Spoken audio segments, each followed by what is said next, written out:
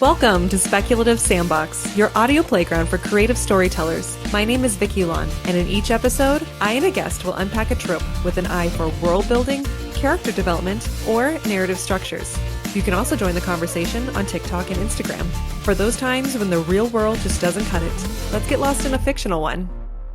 My name is Avitus B. Carle, and this is How We Survive, originally published in Lost Balloon, and also available in my flash fiction collection, These Warm Bodies, out of Moon City Press. How We Survive. We survive on vegetables from gardens we make in the backyards of strangers, blasting music with all the windows open, raiding closets, setting food bowls on porches just in case our tabby, Rottweiler, ferret, hamster, or goldfish comes home. We are the last people on Earth. You say this every night before you go to your room, and I go to mine in a house that was never ours. We survive on secrets. Over breakfast, I admit that sometimes I wish you'd come to my room. You say you wish you'd known sooner, that you've met someone and wasn't sure when to tell me. I try to remember all the times we've been apart, wonder how you managed to meet someone when we are the last people on Earth. I want you to meet her, you say, and I nod because I don't know what else to do. We survive on a series of miscommunications. You take me to the nearby sex shop and tell me her name's Lorraine. I look for evidence of another human, someone I could be friends with, someone I could envy, address hateful letters to that I'll never send but burn in a fire pit while you sleep. Someone I could have rebound sex with to stop pretending like you and I have ever had sex. I start building a life with this woman you've named Lorraine. You walk to the display window. I take a moment to admire your ass and think maybe I have a chance, and carry a mannequin towards me. Meet Lorraine, you say. We survive on fuck ups and moments of doubts. Like, how did I fuck up this badly? How did you fuck up Lorraine? Lorraine has blue hair and eyes that never shut. She's wearing a black latex catsuit that accentuates her hips and legs in a way I can't hate and is made of fucking plaster. Don't embarrass me, you hiss. I shake her hand. Nice to meet you, I say, while thinking about all the things I didn't do that drove you to Lorraine. We survive on privacy. Lorraine starts coming home with you after we meet, and I hear you two through the walls. You tell her about your life before we were the last people on Earth and everyone you miss. I hear you two having sex when I'm trying to sleep. Sometimes I hear my door creak open and think you've come to apologize. Instead, I see Lorraine leaning in the door frame, naked and frozen in her shop window pose. We survive on new experiences. You ask me to move out. Say it's nothing personal, just that you and Lorraine need your privacy. I consider telling you about Lorraine in my doorway, but you're babbling about how new everything is with her. You hear birds singing, there are none. Music playing, you keep rickrolling me, and everything is so much brighter. It's not. It's not because since we're the last people on Earth, everything is still the same. We survive on small moments. Since being evicted, I've decided to house hop. I want to find this brightness or newness you found, so I migrate from one house to the next. Somehow you find me, and I think I feel a little bit of that brightness you found. Lorraine's throwing a party, you say, and hand me an invitation. I invite you inside. You back away. Sorry, Lorraine's waiting. We survive on disappointments.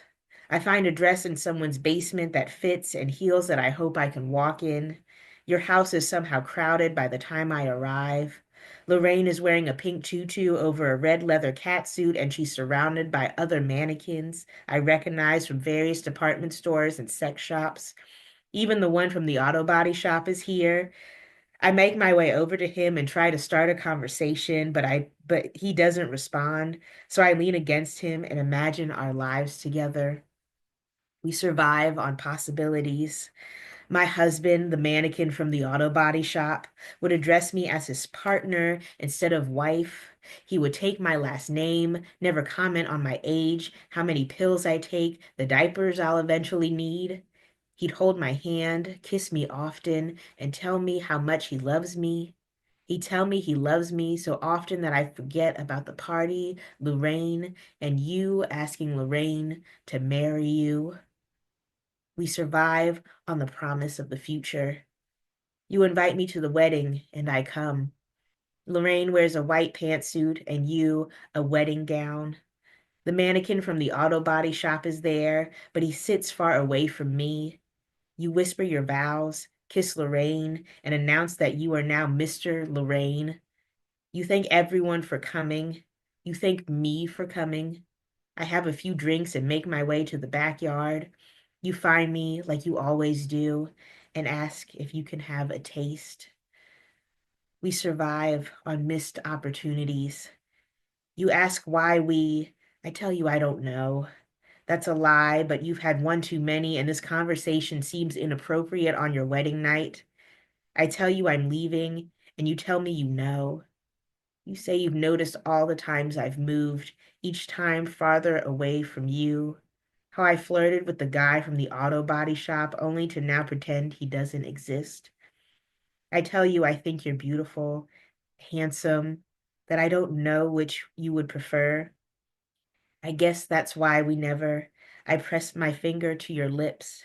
You're crying, which shouldn't be happening. I look for Lorraine. You grab my hand, and I know if you asked me to stay, my answer would destroy everything. I'm like truly speechless. I love Speculative flash fiction. I love that. Oh my gosh. Okay, thank you so much for reading that. What a great opener. Okay, before we continue, can you please introduce yourself to again to our listeners? This is the first time we've had a speculative flash fiction reading on the Mhm. podcast. So, yeah, share a little bit about yourself and your projects.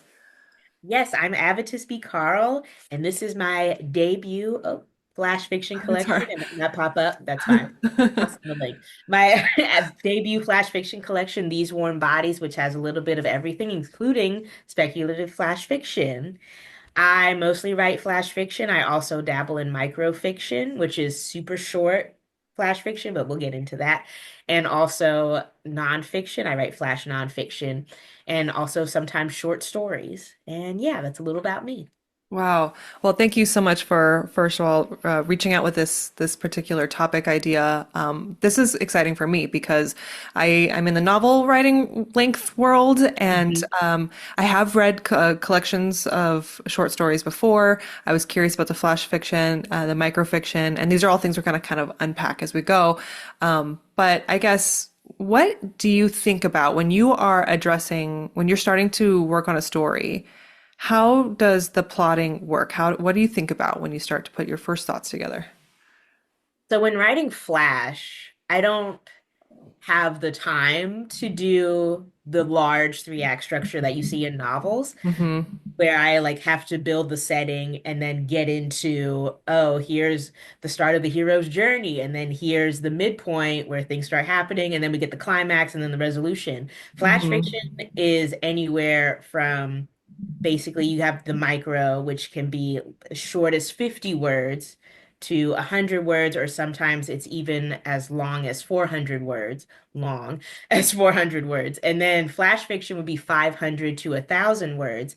And in those 500 to 1,000 words, I don't have time to build the setting. The setting might take up those 1,000 words. So I Hmm. really have to plant the reader in the situation that they are semi-familiar with.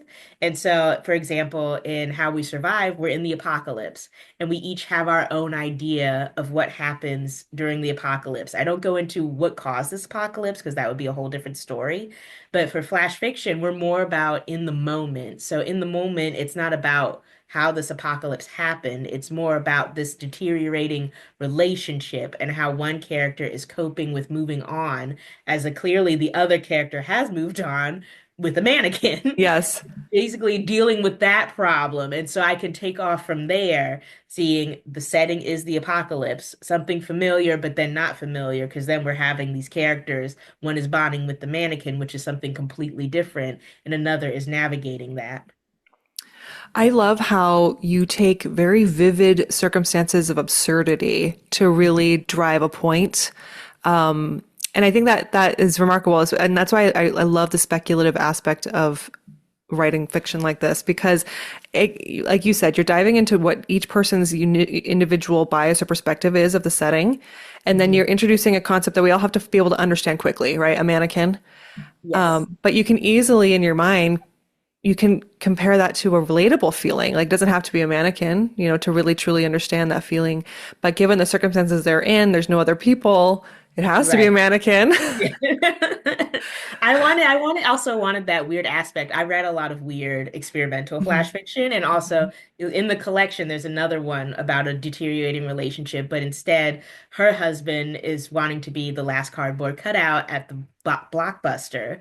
And so instead of being the last people on Earth, they're not, but instead, it's this husband trying to chase his dream about being a cardboard cutout, which is not typically what someone dreams about becoming. But for him, this is his dream, and she's either going to adapt to this new version of her husband or she's not. And it's basically an exploration of humanity, So, but with a weird backdrop.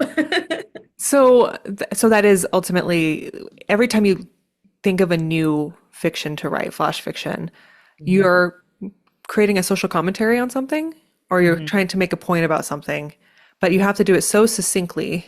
Yes. And how please educate me. I know through like the novel writing world that there's agents want certain things and people want certain things. Is it the same for shorter fictions? So I've had a lot of agents say that short story collections don't sell. And then since flash fiction is still this new kind of like underground form of writing, it's not really taught in the classroom unless it's like an elective or it's like a one time or it's included within the short story lesson. So a lot of agents don't really know yet how to sell flash fiction, especially since it's under the umbrella of short stories, which they already believe do not sell anyway. And Hmm. so if you're seeking to get flash fiction published, then you really go the more indie publisher route. And indie publishers are looking for things, as always, that stand out. And flash fiction already stands out. So you have a lot of indie publishers that are looking for either the flash fiction collection or like a flash short story mix collection. And then also we have the nonfiction flash fiction collections or the hybrid collections, which have a combination of things.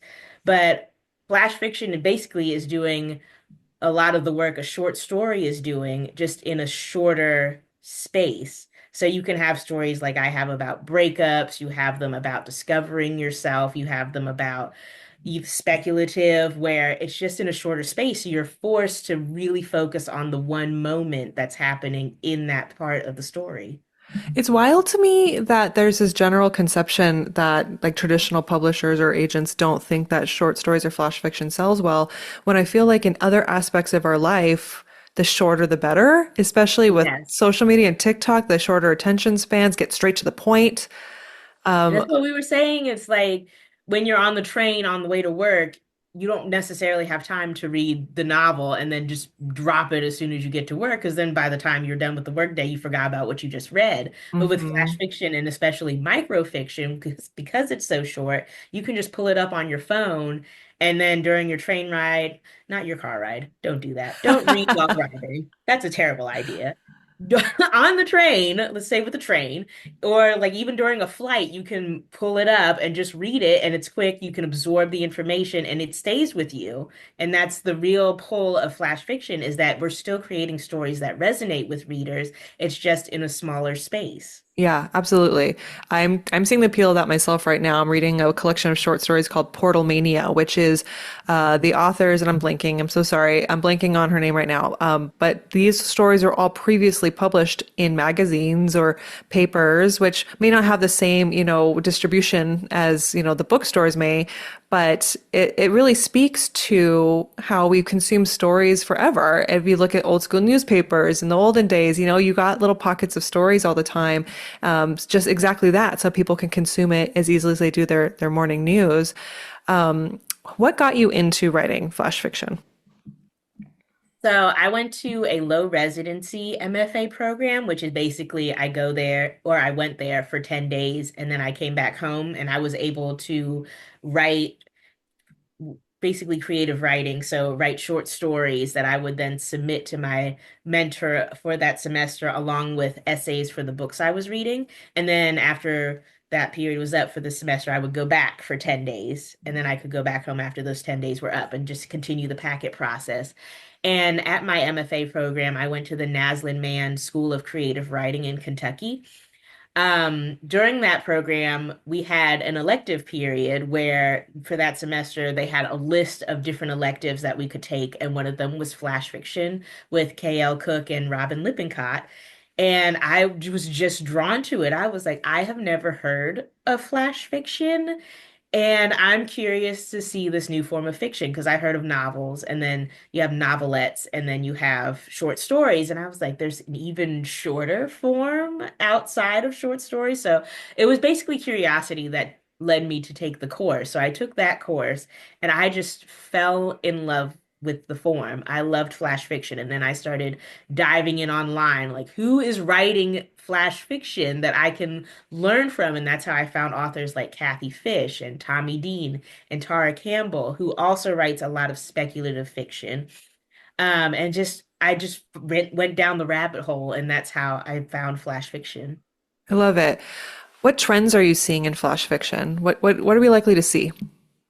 You're likely to find flash fiction writers and flash nonfiction writers are all about experimentation and play.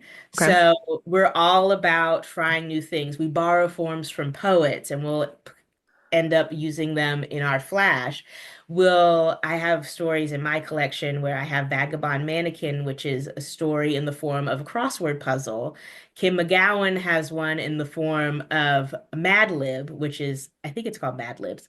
Forgive me, Kim McGowan, if I got the title wrong, but it's in the form of a Mad Lib. So there's a lot of room for experimentation along with the short form, but also we're just covering the same topics that a lot of short story writers are covering. So the genre that you can think of for a short story and a novel, you'll also find in flash fiction. There's romance, there's speculative, there's sci-fi, there's fantasy. There are entire literary magazines dedicated to fairy tale flash, like Fairy Tale Review specializes in flash fiction and short stories, I believe short stories that are basically retellings of fairy tales. So it's all about expanding the forms and exploring the different genres and experimenting just with shorter word limits. How long does it take you to draft one flash fiction? I have to, when I'm have a new story idea for Flash, I have to get it down in one sitting or else it'll be gone. Now, that gives the illusion that I'm constantly writing Flash if I can do it in one sitting, but absolutely not, because the ideas don't always come. And so that's why it's more important for me to get the idea down once it does arrive. And then to edit flash fiction is also a process. I'm not a writer that is pro editing. I love the new story smell. And I tend to put off editing until like I'm ready to sit down and really get to the make sure the word count is there, make sure every word is necessary. And sometimes it's more about making sure the structure or form is appropriate for the story and trying to get it to all come together. So it really depends. The idea of sitting down and getting it all out in one sitting is so appealing to me. I'm currently just past the midpoint of my current work in progress, and I'm forgetting the things that I wrote 3, 4 months ago. And I know if I go back and I start to spiral, because the whole rule of don't edit yet until you get your messy Yep. first draft. So I'm just like, no, just keep looking forward, and I use brackets and all that like notes. I'm like, check the color of his eyes and what was this guy's name again? it's just super appealing to me for memory reasons to be able to have it all down. That's why when people who write children's books, I'm also like, is it easier to write it down in one setting? Like picture books, I should say specifically. And am I just making things harder for myself, right? Trying to write novels. But no, that's amazing. I love that. And I think that's also the appeal of flash fiction workshops or flash workshops is that when you have a workshop, you, especially in Flash, they give you a prompt. And then when I'm teaching Flash workshops online, especially, I give the class either 5 to 10 minutes to write the Flash. And that really forces them to get words on the page. And they don't have time to edit. They just have that 5 to 10 minutes to write. And it's just in that moment. Teach a lot of like maybe an hour Flash course, hour and a half. And during that hour and a half, you just have that time that I give you. And normally I try to squeeze three prompts into that hour to an hour and a half. So you're coming out with three new mini short stories in that workshop. So it really does help to just get it all down in that moment. Give us an example of your prompts. Oh, so one prompt. I love a nameless narrator or nameless character. So instead of taking a character named Bob, and they say Bob walked down the street, you would say the trash collector walked down the street. So already we have the job title associated with this character, and it's in motion. So the trash collector walked down the street. So clearly we're having this image set up where it's not just a person, he's a trash collector. And this could be he collects trash professionally, like he is the garbage man, or he's just this guy that just walks around and collects Yeah. trash. Or And what I souls. love with these, yes, when we get these prompts and when we think about how to transform characters, we're forced to think in a different way. And of course, that might not work so well for a novel where you just have the trash collector over and over again. But in, like I said, the shorter space, it works and it often helps because also we don't need the whole backstory of this trash collector. We already are grounded in this moment that he is a trash collector. I love that. I love it when people use familiar terms like that in fantastical settings Hmm. because it immediately helps me go like feel that sense of grounding that you mentioned, and I'm like, oh, okay, now this feels relatable. This isn't so like high in the sky, sci-fi, for example. Like if Right. if you were to say the trash collector roamed the surface of Mars, I'd be Hmm. like, oh yeah, okay, I know. I don't know how he got there, but I know what he does. We're good. We're on Mars. Let's go. Yeah, exactly. You mentioned already the differences between a typical three-act plot structure for novels versus the more condensed form of flash fiction. What advice do you give to writers who are just starting flash fiction and it's time, like, is there an outline? Is it good to start with an outline? How do they begin? For flash fiction, I don't find outlines helpful, especially if you're writing micro. If you're writing a micro, which is maybe anywhere between 50 to 100 words, an outline would just be the micro. And for Okay. flash fiction, to outline basically 4 pages double space would also be the story. So it's easier for me in my personal writing style to just dive into the story, chase the idea, because you can, like I said, always go back and edit it and make sure it fits into the word count. And sometimes there are even places when you're looking to submit flash that will say flash fiction can be up to 1,500 words. So it's really up to the submission guidelines. But for the short form, outlining, I would think would just turn out to just be the story. Okay. And so for a writer, is it just I have a character and they need to have some sort of motive or stakes and they have to reach some sort of ending? Is that kind of what you're trying to accomplish? But it depends. So I'm Okay. very character based in my writing. Normally, my characters reveal themselves first to me, and then I chase them. Like for in How We Survive, Lorraine, the two people in the apocalypse were the first ones to pop out. I just needed to give them the whole story. A lot of Flash can just be about the setting, and it's events happening like in a town. So sometimes it's more setting based. Sometimes it's more plot based, where we're constantly in motion throughout the Flash fiction piece. So, like I said, it really depends on the story. Sometimes it depends on the writer if they're more setting based, plot based, character based. So Okay. there's a lot of different ways you can approach flash fiction. And my advice for writers that are interested in trying flash fiction is just to be open to it, just be open to the ideas that come. I find when reading shorter fiction, and like I mentioned, I'm reading Portal Mania right now.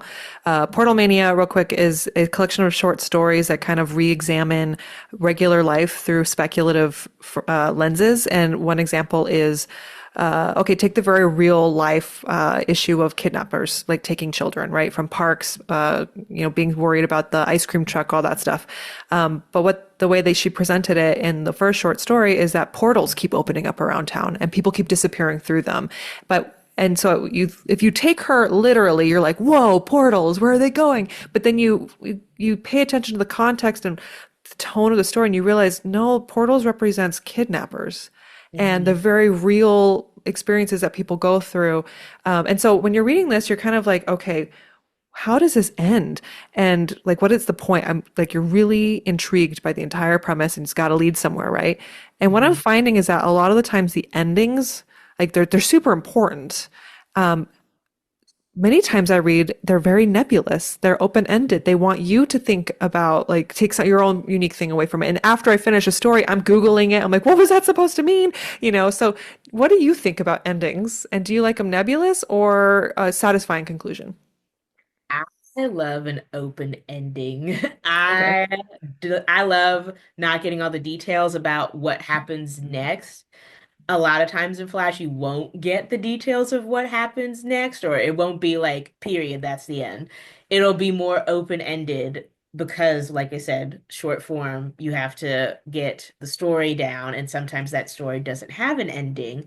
Now, that's not to say Flash fiction doesn't have sometimes a firm, complete ending of the story, but I am someone that loves open-ended. I also love when readers can interpret what might be the meaning of the story or what might happen to the characters because it makes an interesting conversation. Has anyone ever given you feedback about a story where their interpretation was completely surprising to you? Not completely surprising, but I've had mixed. I have one story is in this story, in the story. Let me think. Um, it's one about a rabbit. It's about identity, and it's a rabbit who says she is a fox. And I've had maybe one person tell me, "Oh my God, is this story really about identity?" And she's like, clearly she is a rabbit, but she identifies as a fox. And I was like, you got it. A lot of people just see, oh, it's a rabbit pretending to be a fox. Okay, that's cool. No, I had one person come to me and was like, this is a story about her, and she knows that inside she is a fox, and that's it. Oh, fascinating. I love that. So, would you say a large part of the story writing experience for you is hearing that feedback and that interpretation from readers? I love readers approaching me with interpretations of my stories, and I find it so funny, especially when I read the more like reactive stories. Like How We Survive is definitely one of those more reactive stories because Lorraine is so creepy and Yeah. everyone loves her. And I love those moments when I'm reading and I look up and I see people like, oh my God, it's a man. The person is a mannequin, or it's like, oh my God, a cardboard cutout. Like, what? And those are the moments that I treasure most about the writing experience, especially while reading out loud and sharing my work. And then on social media as well, people will comment, it's like, I can't believe Lorraine is in the doorway. And first of all, Yes. she's a mannequin. Like, how did she get there? That creeped me out. I just picture this like No, mannequin. she's just leaning in the doorway. Oh my God. And so vivid and so effective with so little words. That's really powerful. I it's what I find refreshing about it is when I was in high school and you read some of the older literature back in the days and it's very wordy, right? And I would get lost in a lot of the floral language and I'd lose track. I have ADHD, so many times I'd kind of get distracted halfway through. The Scarlet Letter is a really good example of a book that I kept getting lost I in. was thinking of Charles Dickens, who Ah, literally got paid per word, and I'm just like, here we go with the snow, Charles. Like, I know you're trying to get paid, but there's only so Oh, many ways. oh, is that the reason? Wow. Okay. Well, I do appreciate the succinctness of a good, scary, like single sentence that really gets it very clear. There's a mannequin leaning in your doorway. Because when you first mentioned the doorway opening, I expected it to be her husband, and that it was Lorraine instead. I'm like, oh my gosh, that Lorraine. Can't trust that Lorraine. She's back. Okay, so for authors that are used to novel-length stories like me, and they want to try flash fiction, maybe they take your course, what are some obstacles that they may face making the adjustment?